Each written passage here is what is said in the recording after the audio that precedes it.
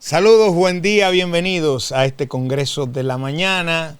Dirán ustedes, ¿qué busca Tomás ahí tan temprano? Bueno, aquí con la decisión de Dios de estar al frente de este batallón y de continuar aportando para que cada uno de ustedes esté enterado de todo lo que ocurre dentro y fuera del territorio nacional, convencidos de que hay una tarea por cumplir y que Dios nos ha dado el chance de ser parte de la historia a través de Coco TV, a través de sus espacios en esta ocasión del Congreso de la Mañana, iniciando la semana laboral. Hoy lunes, nosotros con muchísimas informaciones de todo lo acontecido dentro del territorio y fuera de él. Vamos a hablar de muchas cosas importantes que estuvieron aconteciendo durante todo el fin de semana, desde el viernes que nos ausentamos hasta hoy tempranito que estamos aquí junto a ustedes en su casa, en sus lugares de trabajo, donde nos vean, ya sea en vivo o en horario diferido, porque sé que hay quienes no nos pueden ver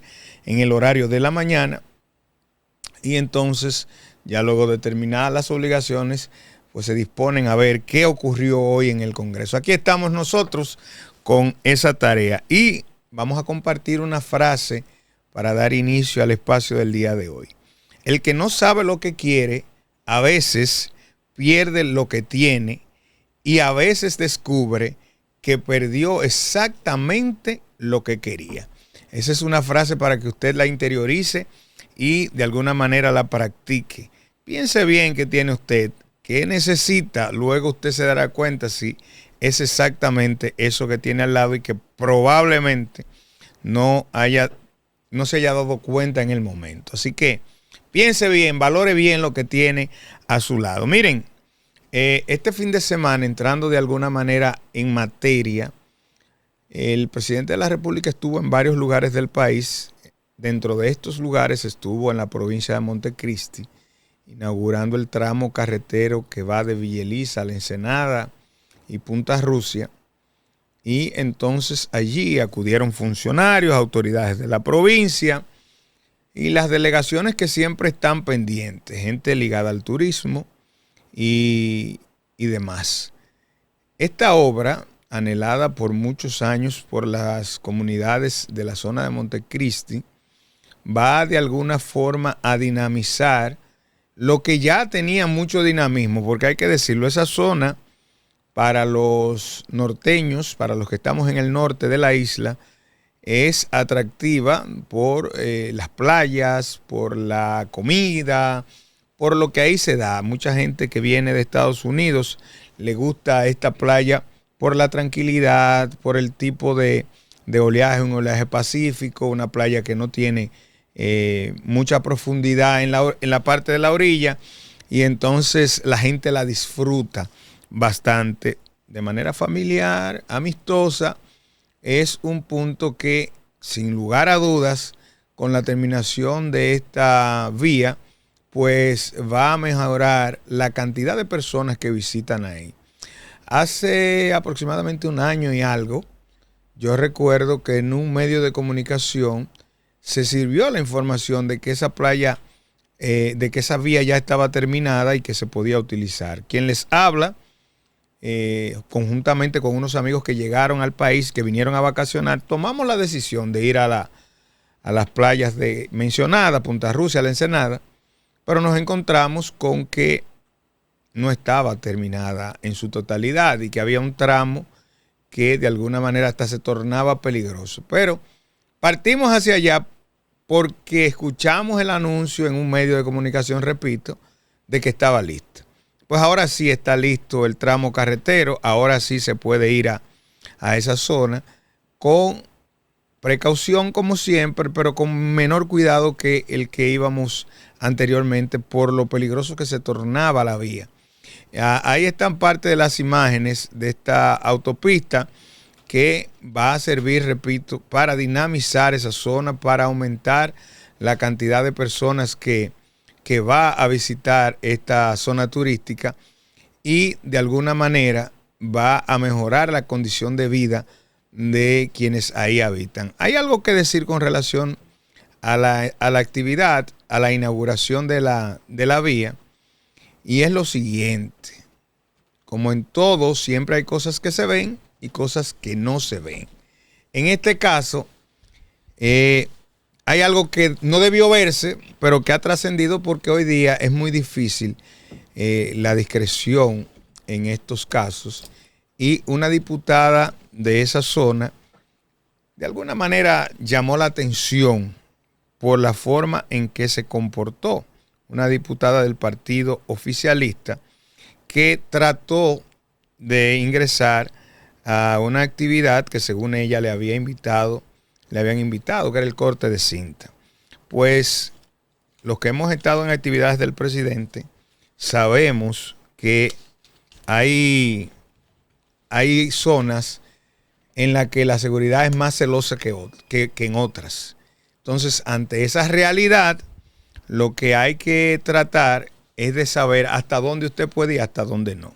Vamos a dar la bienvenida al colega Luis Manuel Flores, que ya está con nosotros integrado en este Congreso de la Mañana. Bienvenido, saludos, señor. Bueno, muchas gracias, Tomás. Saludos a todo el público que sintoniza el Congreso de la Mañana.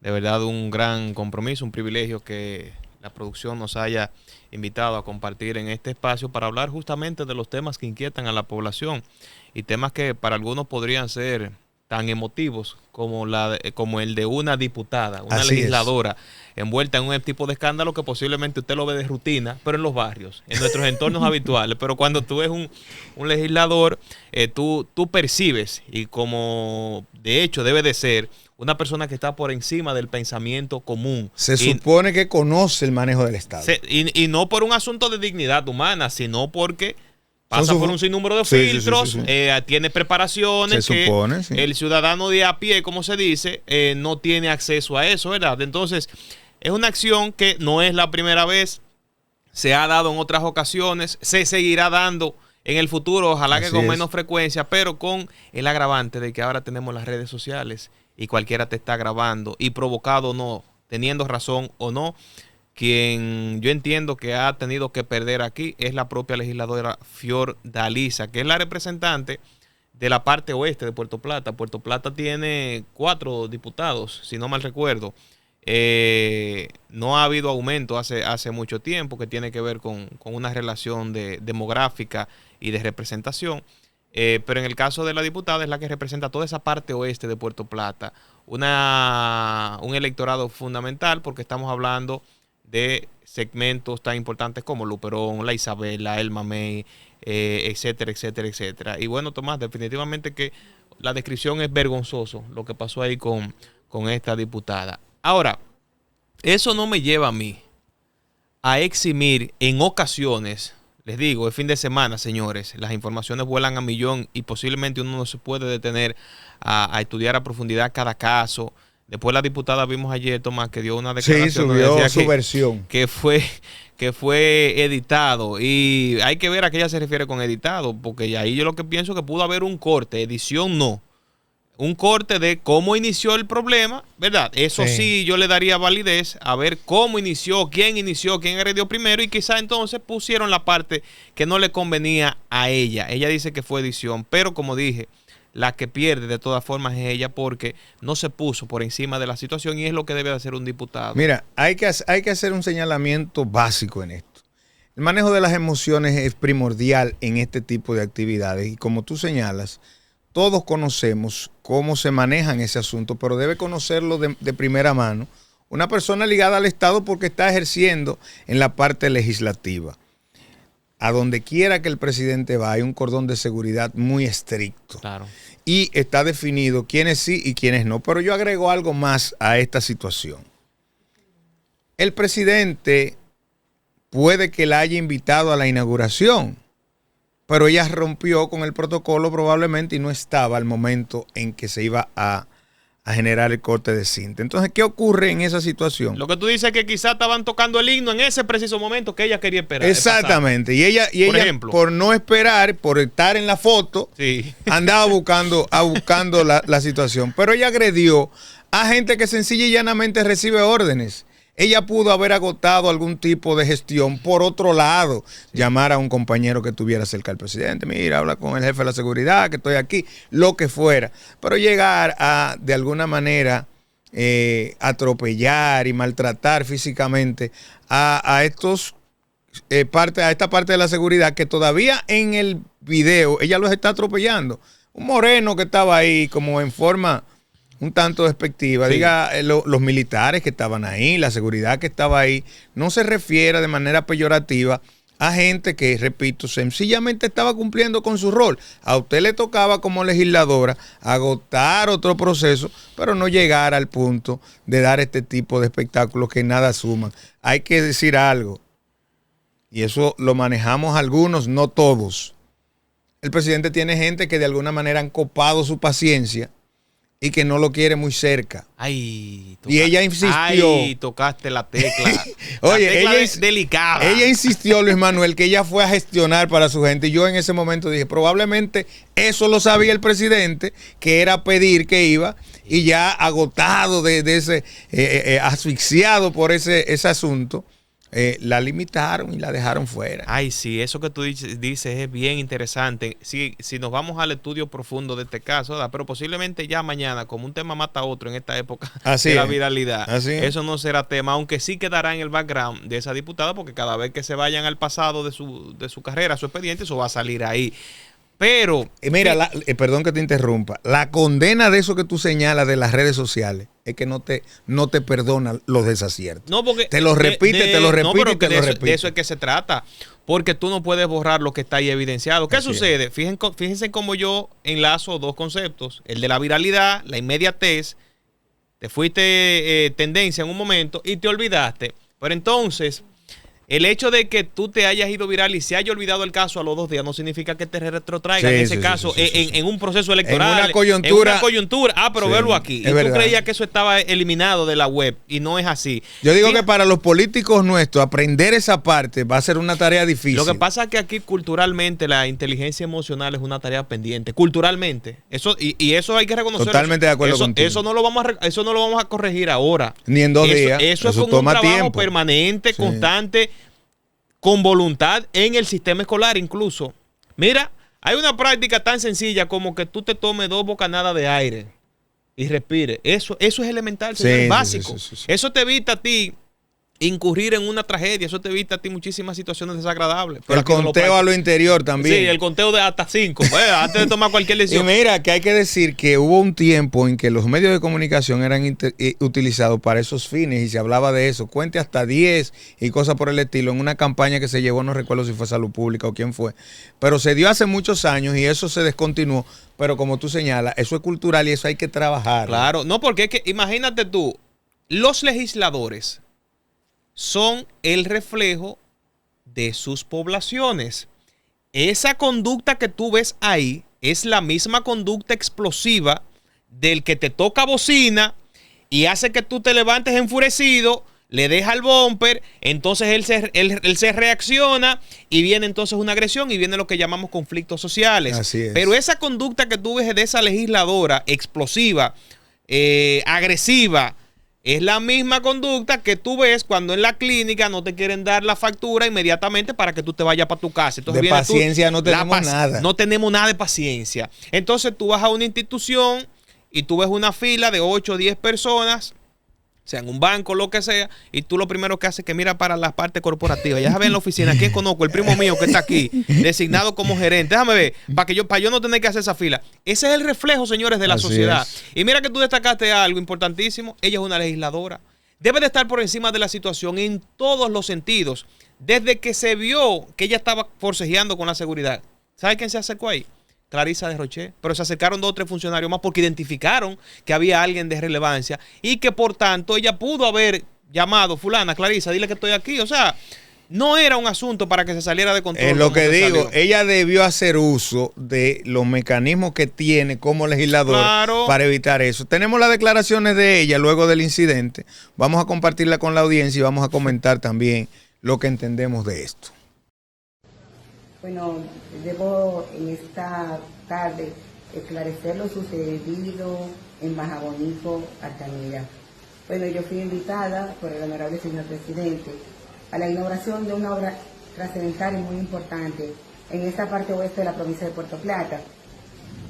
Pues al terminar la inauguración de la obra, se pidió que todos los que formaban parte de la mesa de honor que pasaran al corte de la cinta. Un militar, un moreno, el exteniente, de la cual el presidente y la guardia presidencial tienen que saber cuál es el moreno que estaba ahí a la salida, porque siempre todo mandatario tiene todo tipo de regularización en la seguridad. Cuando íbamos saliendo, él me dijo que no podía pasar el corte de cinta. Yo le dije, no, pues ¿por qué? Porque yo soy legisladora y yo vengo invitada por el presidente. Como usted sabrá, todos los legisladores queremos estar siempre donde están el mandatario, siempre y cuando tengamos la invitación debida, en virtud que uno se le acerque al presidente para pedir la obra que necesita nuestra jurisdicción. Siempre he estado detrás de las necesidades de la obra que necesitan nuestra parte oeste de la provincia de Puerto Plata y la provincia de Puerto Plata. Y ahí el militar jala a una militar hembra, y la militar hembra, él la trae para donde mí, y ella llega y me brinca encima.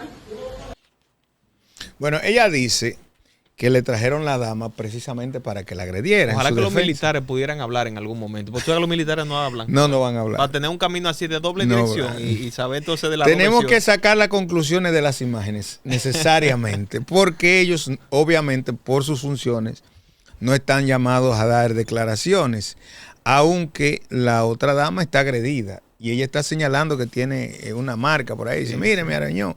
Pero en esta imagen ahí hay muchas cosas que ver. El lenguaje semiótico y el lenguaje del corporal de la diputada dice demasiado. Claro. Ella estaba de alguna manera fuera de sí, no mostró ningún manejo emocional, sino que parece que ahí estaba presente él. ¿Tú sabes quién soy yo? Que es el que usualmente ocurre en estas situaciones. ¿Tú sabes quién soy yo? Y le agregan un buena, usted sabe cómo termina, ¿verdad? Entonces, ellos, habilidosamente, los caballeros que estaban ahí y a los que ella llama el moreno, que estaba ahí, todo lo demás, no sé con qué intención, manejaron muy bien la situación, porque se apartaron y la dejaron que ella, de alguna manera, con una igual que ella, una dama, fuera que tuviera ese encontronazo. Pero repito, eso se pudo evitar llamando a quien estaba a cargo de la actividad, a la figura principal de ahí, o a un colaborador muy cercano del presidente. Sí, hombre, yo sé que si Paliza, ella hubiese llamado a Paliza, si las relaciones están buenas, Paliza inmediatamente autoriza o cualquier otro funcionario. Ahora, yo quisiera desviar también la mirada sobre este tema a otro aspecto, Tomás. Adelante, porque fíjate cómo el gobierno no solamente es que tiene la generación de un problema interno, porque esto es un problema interno, porque imagínate tú, ¿qué piensa el que está afuera? Se están matando entre ellos. A lo interno, sí. Ahora bien, específicamente un diputado y específicamente un acto donde está siendo encabezado por la figura presidencial, tenemos la situación que parece se proyecta a nivel nacional. ¿Cuál ha sido una de las observaciones que se hacen cuando el presidente tiene obras en Santiago, tiene una agenda en Santiago, que es muy, muy, muy frecuente?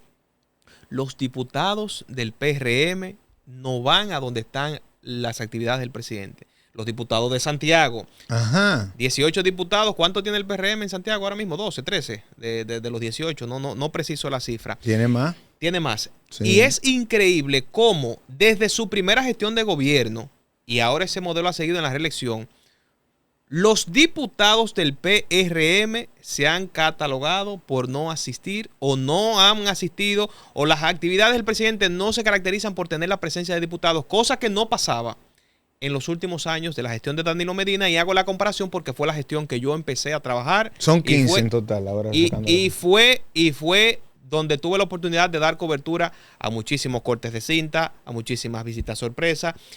La fila de diputados estaba ahí garantizada. No pasa lo mismo con el PRM. ¿A qué tú atribuyes esa situación? No, yo creo que hay una situación delicada entre la comunicación del presidente con las bases y sus intermediarios, que son en esta ocasión los diputados, los congresistas, que debe de ser verificada, pero urgentemente. Ahora, yo no sé qué tanto tiempo tengan, considerando que de esta gestión le quedan ya 3 años de gobierno y prácticamente entramos en la recta final. No sé qué tanto tiempo tengan para corregir el problema que pueda haber. Un disgusto, pero el disgusto es con todos los diputados. Y tú te das cuenta que en Santiago se da el modelito y dices, bueno, son una situación en Santiago, pero aquí tú ves que hay problemas también con legisladores del PRM en Puerto Plata. Y ya tenemos entonces, de acuerdo a la estadística, una media, un muestreo adecuado para ver entonces que hay una situación crítica de comunicación o de relación interna entre la figura presidencial y sus legisladores. Y es irónico porque es el presidente, el señor Luis Abinader es el presidente que mayor cantidad de diputados ha tenido en su gestión en el Congreso, pero no solo diputados, sino senadores. En el caso del senador, pues en la ocasión actual, el señor Daniel Rivera es un hombre que va donde lo diga la vicepresidenta, y como la vicepresidenta está bien con el presidente, él está ahí por un asunto de efecto dominó. Mira. Pero en el caso de los diputados, es una situación que debe de ser observada y corregida, trabajada con urgencia, porque no es posible, y no manda un buen mensaje, el que los legisladores en todas las provincias del PRM o partido de gobierno estén en esa imagen de conflicto con la figura presidencial. Hay un asunto importante, todo lo que has dicho es importante, pero hay algo que yo resalto dentro de lo que has dicho. Y ha sido parte del análisis que yo he venido desarrollando con relación a esa misma situación que tú señalas. El PLD tenía algo que lo mantuvo esos 16 años en el poder. Y era que cuando se decía esto internamente, eso a mucha gente les resulta incomprensible, inaceptable, pero eso fue esa hegemonía fue lo que les permitió permanecer en el gobierno. Contrario a eso, y yo decía el otro día, con todos los aspirantes que tiene el PRM, ¿cuál es el que va a encabezar el liderazgo necesario para hacer que los demás se sumen a las reglas que se imponga y a los resultados que se den? Porque yo no veo que sea Luis el que vaya a tener la batuta como para decir, miren, eso fue lo que ocurrió, estos son los resultados, todo el mundo tiene que sumarse. Y tomo eso como paralelo a esto, porque ciertamente en ocasiones, por el asunto del tipo de agenda que llevan los legisladores, que debería ser en algún punto común con la del presidente, no ocurre. No está pasando. Y el mensaje, como tú señalas, que se está enviando hacia afuera, es que anda uno por un lado y el otro por el otro. Y la fortaleza que debería tener la gestión gubernamental no se nota en esos actos, en esas actividades. Hay mucha presencia de funcionarios, sobre todo los que pudieran estar inseguros de la posición en la que están, pero que necesitan estar cerca del presidente para mandar el mensaje de que están bien con el primer mandatario. Pero los legisladores entienden que no lo necesitan. Yo entiendo que obviamente eso va a ir cambiando en la medida que nos vayamos acercando al proceso de escogencia del 28, porque muchos van a querer utilizar lo que pudiera tener a su favor el presidente para su propio beneficio. Sí, pero una cosa es que en teoría y para el titular tú salgas al lado del presidente. Sí, y claro. Otra cosa es que realmente que la realidad, proyectes esa unificación al interno del partido. Porque tú puedes hacer, mira, todos los esfuerzos que tú quieras por salir al lado mío. Y si tú y yo estamos disgustados, eso se va a notar, hermano. Porque desde que salgamos de aquí vamos a hacer una cosa distinta a la que acordamos. Ahora, yo te voy a revelar un dato para que ustedes sepan al nivel que escala esta situación. Hay un diputado actualmente en Santiago que me confesó que no apoya genuinamente, claro, como te digo, en los titulares sí, para la foto sí. Digo yo, ¿por qué tú no apoyas al presidente Abinader? ¿Por qué tú no sales en las actividades que él viene a Santiago, que viene mucho? Y oye lo que me dijo ese diputado, señores. Atención, porque el presidente no me apoya a mí. De hecho, me prometió un asunto y no me lo cumplió. Entonces yo no puedo estar comprometido con alguien. Tú estás planteando un caso. Eso es un diputado. Tú estás planteando un caso, pero tú te encuentras con otros que son funcionarios que no necesariamente fueron escogidos, sino que fueron nombrados, que tienen esa misma apreciación. Entonces, lo siguiente es que el presidente, que yo entiendo por querer hacer un bien, ha logrado conseguir una reacción adversa en el caso de sus legisladores y de su militancia. Cuando se ha dado un caso de corrupción en el que el presidente le ha quitado la alfombra a ese miembro del partido para que las autoridades se lo coman vivo, tú dices, esa es la acción correcta. Eso es lo que corresponde. Como ciudadano. Como ciudadano. Pero políticamente hay unos códigos. Política y partidariamente hay unos códigos que no importa. Señores, lo que estoy diciendo, si usted no ha desayunado, váyase a pausa usted mismo, coma algo para que lo pueda digerir.